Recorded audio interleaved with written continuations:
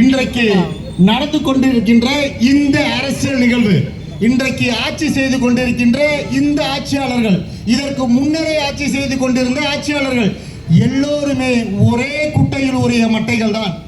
ஏன்? ஒரே கேள்விதான். இதனால் வரைக்கும் எந்த கட்சி வந்தாலும் நாங்கள் ஆட்சிக்கு வந்தால் இதை செய்து விடுகின்றோம் என்று வாக்குறுதி கொடுப்பதில் மட்டுமே அவர்கள் உறுதியாக இருக்கின்றார்கள். ஏன்? இதை கேட்டு நாம் வாக்களிப்போம், இந்த மக்களின் வாயில் வாக்கரிசி போடுவதற்கு இவர்கள் தயாராக முன்கூட்டியே வருகிறார்கள். அவ்வளவுதான், அவ்வளவுதான். இதை நாம் தான் காலம் கருதி அதை தட்டி தூக்கி வீச வேண்டிய இடத்தில் நாம் தமிழர் கட்சி பிள்ளைகள் இன்று களமாடி கொண்டிருக்கின்றோம். என் அன்பு உறவுகளே, இன்றைக்கு எத்தனையோ சிக்கல்கள் உள்ளது. இந்த மண்ணின் சிக்கல்களை பேசுவதற்கு என்று எடுத்து கூறுவதற்கு மக்களிடம் விழிப்புணர்வை ஏற்படுத்துவதற்கு ஒரு கட்சி இருக்கின்றது என்றால் அது நாம் தமிழர் கட்சி தான். இன்றைக்கு எத்தனையோ கட்சிகள் இருக்கின்றன. வரும்போதெல்லாம் வார்த்தைகளையும் வார்த்தை ஜாலங்களையும் பயன்படுத்தி கொண்டிருக்கின்றார்கள். ஆனால் ஏதாவது ஒரு விஷயத்தை அவர்கள் செய்து முடித்திருக்கிறார்கள் என்றால் இல்லை, கேள்விக்குறியாகத்தான் இருக்கின்றது.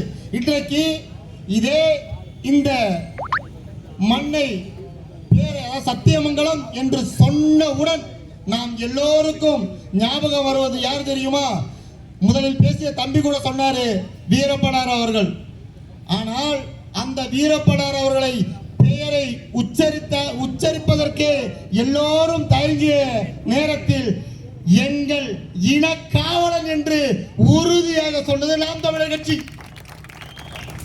அதே போலதான் எனக்கு நன்றாக ஞாபகம் இருக்கின்றது. நான் இலங்கையிலிருந்து வந்தவன், இலங்கையில் பிறந்தவன். ஆனால் நம் தமிழீழ தலைவரை பெயரை சொன்னாலோ அல்லது புகைப்படத்தை வைத்தாலோ வழக்கு பதிவார்கள். இன்றைக்கு நிலை என்ன? அவரை தவிர்த்து விட்டு அரசியல் செய்ய முடியாது என்ற நிலையை உருவாக்கியது நாம் தமிழர் கட்சி.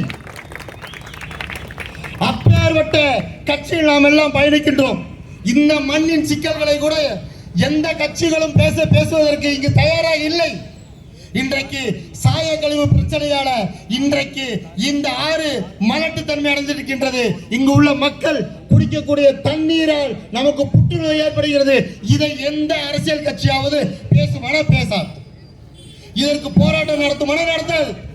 யார் நடத்த வேண்டும்? நாம் தமிழர் கட்சியும் நாம் தமிழர் கட்சி பிள்ளைகளும் தான் நடத்த முடியும். நடத்துறதுக்கு உண்டான அத்தனை அருகதையும் உள்ள ஒரே கட்சி நாம் தமிழர் கட்சி தான். வேற எந்த கட்சிக்கும் இல்ல. ஏன்னா எல்லா கட்சிகளையும் அவர்களை எச்சையை வாங்கி தின்றவர்கள், அவ்வளவுதான். எதையும் பேச அருகதையற்றவர்களாகத்தான் இன்றைக்கும் இருக்கின்றார்கள். இன்றைக்கு எத்தனையோ கட்சிகள் புதிதாக வருகிறார்கள், எத்தனையோ கட்சிகள் தொடங்குகின்றார்கள். ஆனால் எம்மின மக்களுடைய சிக்கல்களை பேசுவதற்கு அவர்கள் உறுதியாக நிற்கிறார்களா என்றால் இல்லை. இன்றைக்கு சற்று சிந்தித்து பாருங்கள். நாம் ஏற்றுக்கொண்டிருக்கிற தலைவன் எப்படி? ஆனால் அங்கிருந்து வந்த மக்களை இன்றைக்கும் அகதிகள் என்ற முகாமில் அடைத்து வைத்து அகதியாகத்தான் பார்க்கிறார்கள். நாம் மட்டும்தான் சொல்றோம், யார் அகதி? நாம் ரத்த சொந்தம், நாம் ரத்த சொந்தம், நம்மளுடைய ரத்த சொந்தம் அகதியா? யோசிச்சு பாருங்க. அவர்களை அகதி என்று சொல்வதற்கு உங்களுக்கு என்ன அருகதை இருக்குது? என்ன இருக்கு? சக மனிதனை கூட பார்க்க தகுதியற்றவர்களா இருக்காங்க. எங்கேயோ இருந்து வந்த திபெத்தியெல்லாம் இன்னைக்கு உதகையில மிகப்பெரிய வணிக வளாகம் கட்டி அரசு கட்டி கொடுத்திருக்கு. அரசு கட்டி கொடுத்திருக்கு மிகப்பெரிய வணிக வளாகம் கட்டி அவர்களை சுகபோக வாழ்க்கை வாழ்ந்து கொண்டிருக்கின்றார்கள். ஆனால் எம்மின மக்கள் இங்கு அடிப்படை வசதியே இல்லாமல் முகாமில் அடைத்து வைக்கப்பட்டிருக்கிறார்கள். இது என்ன நியாயம்? சொல்லுங்க பார்க்கலாம். இதை எந்த கட்சி பேசுது? எந்த கட்சி பேசும்? யாரும் பேச மாட்டாங்க. பேசுவதற்கு அருகதையற்றவர்கள். ஏன்? அவங்ககிட்ட வாக்கு மட்டும் இருந்திருந்தா இந்நேரம் வாழை ஆட்டிக்கிட்டு நாக்க தொங்க போட்டு அங்க போய் நின்றுப்பான். அத்தனை வசதியை செஞ்சு கொடுத்துருப்பான். ஆனா செய்யறதுக்கு மனம் இல்ல.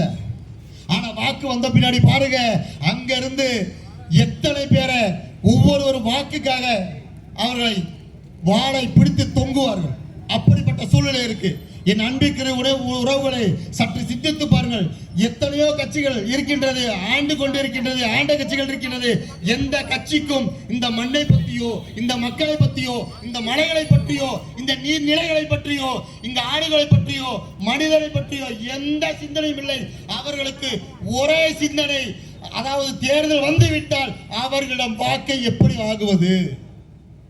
அதுக்கு தான் இந்த திருட்டு கூட்டம் இன்றைக்கு பதுக்கி வைக்கின்றது, பணத்தை திருடி வைத்திருக்கின்றது, தினந்தோறும் திருடுகிறார்கள். ஒரே ஒரு உதாரணம் உங்களுக்கு சொல்லிடுறேன், ஒரே ஒரு உதாரணம் சொல்லிட்டு நான் விடைபெறேன்.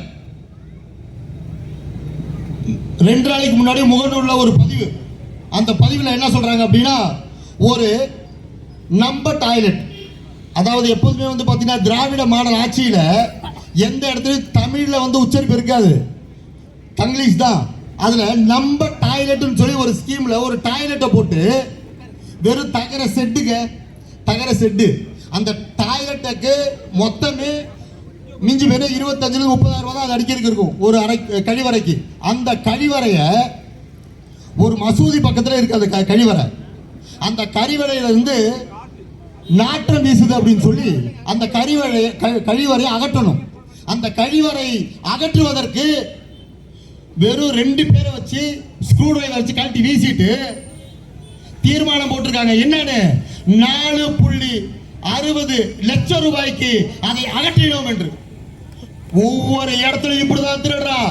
ஏன், யாரும் கேட்கறதுக்கு ஆள் இல்லை நினைச்சிட்டு இருக்கான், அவ்வளவுதான். கேட்கறதுக்கு ஆள் இல்லை நினைச்சிட்டு எப்படியெல்லாம் திருடலாம் என்று திட்டம் போட்டு திருடி கொண்டு இருக்கும் இந்த திருடர் கூட்டம் தான், அவ்வளவுதான். இப்போ நான் உங்ககிட்ட இந்த இப்போ சொல்லிட்டோம், கேட்டுட்டோம். இப்போ மசூதி பக்கத்தில் இருக்குன்னு சொல்லி தான் அந்த கழிவறையை அகற்றுறாங்க, துர்நாற்றம் வீசுதுன்னு. அதேதான் மசரகுடி என்ற பகுதியில் கழிவறை பக்கத்தில் பார் வச்சு நடத்துறாங்க. அந்த பார் வச்சு நடத்தக்கூடிய நபர் பிஜேபியில் உள்ள ஒரு நபர், அவர் நடத்துறாரு மசூதிக்கு பக்கத்தில். அதை அகற்றலாம் இல்லையா? அதை அகற்றுவதற்கு இவர்களுக்கு வக்கில்ல. ஏன், அதை அகற்றுனா அங்க உள்ள காவல்துறைக்கு காசு போகுது, அங்க உள்ள அரசியல் பிரமுகர் அத்தனை பேர் வாங்கிட்டீங்களா, அதனால அதை விட்டு வைக்கிறான்.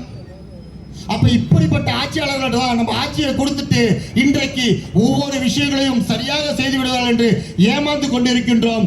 நான் இங்கு உள்ள அத்துணை உறவுகளிடமும் கேட்டுக்கொள்வது ஒன்றுதான், வருகின்ற 2026 சட்டமன்ற தேர்தலில் சொல்லுவாங்களே, நமது பொதுமறை சொன்னது போல உழுதுண்டு வாழ்வாரே வாழ்வார், மற்றெல்லாம் தொழுதுண்டு பின் செல்பவர் என்பது உங்களுக்கு உண்மையிலேயே அது நடக்க வேண்டும் என்றால் நீங்கள் உறுதியாக நின்று வாக்களிக்க வேண்டிய சின்னம் அது விவசாய சின்னம் என்று கூறி நன்றி கூறி விடைபெறுகிறேன். நன்றி, வணக்கம்.